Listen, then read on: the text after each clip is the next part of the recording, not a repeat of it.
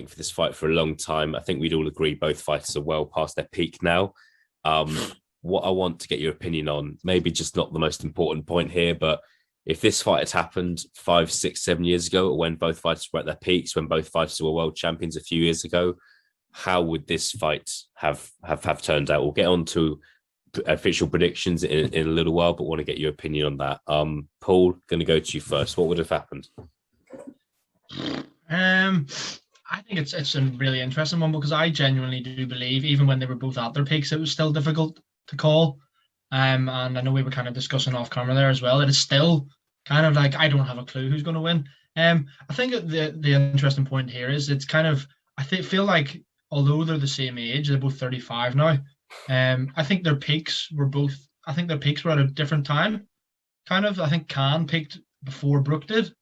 Obviously, Brook, you'd say he was at his peak when he beat Porter, up until the Golovkin defeat. Whereas Khan, you say, he was probably at his peak a few years before that. So judging off that, it's one of those ones where it's like, could Khan sustain the hand speed and the accuracy for 12 rounds without getting caught by Brook? Because we do know he's not just a puncher, Brook, but he was a bigger puncher than Khan, and had a reputation at the time for being quite a big puncher as well. And I think if I had to pick, and you were forcing me to pick someone at their peaks, I probably would edge towards Khan. Interesting. Okay. Interesting breakdown. Yeah, interesting breakdown there, Paul. Thanks for that. Greg, going to go to you next, mate. Do you agree with Paul? Would you steer towards Khan if it was peak against peak, or would you go more towards Brook? Strange. I really agree with Paul. I agree with everything that he's saying, but I've got a weird logic to this fight, and I always have.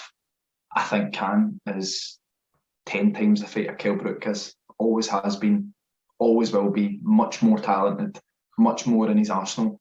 But, and this is where the but is, mentality-wise, I think whenever this fight happens, I think Khan just gets drawn in them. And I think that's always going to be his downfall. I think some fights you get where guys are clearly better than other guys, but that doesn't mean that they always win, because it depends on mentality when the fight takes place.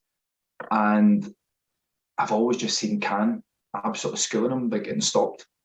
Always seen it, always had it in my head since the beginning. It's different slightly now because both of them are quite short. It's who's got more left. But yeah, I think in their peaks, I've always thought Khan is a much, much better fighter than Kell Brook. But I think mentality-wise, he just gets drawn in and stopped early. Interesting. Yeah, interesting. Again, I think as kind of both of you have said, it's not an easy call to make now or 5 years ago or 7 or 8 years ago. It's really tough. It's a really tough question. Elliot, gonna come to you as well. What are your thoughts? I'm not just. I mean, people who have seen us sparring, I suppose, in other videos will assess that me and Paul occasionally differ in our opinions, and I'm not just differing here solely to keep up that habit. But what I would say is that I agree with everything you're saying with regards to the timings of the peaks. I mean, if you look at some of the names on Khan's record, for example, like I was looking at it earlier, just ridiculous. Like in 2 waves, you got obviously. I mean, I know obviously Pereira was old when he fought him. Then Kotelnik, Salita, Mananaji, Maidana, Tabjuda's on there again, an older version.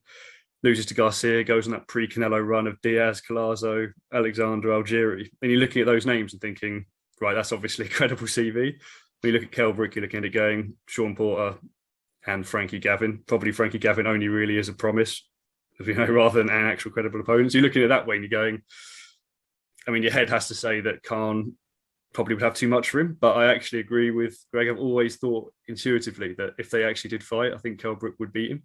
Don't know why. There's just something about it. And I always think, again, you look at it and you think, why wouldn't Khan take that fight when it was a massive fight previously if he thought he'd just walk through him and beat him? And I just think there was always that suspicion of, like Paul said as well, Brook's power essentially just getting to him eventually.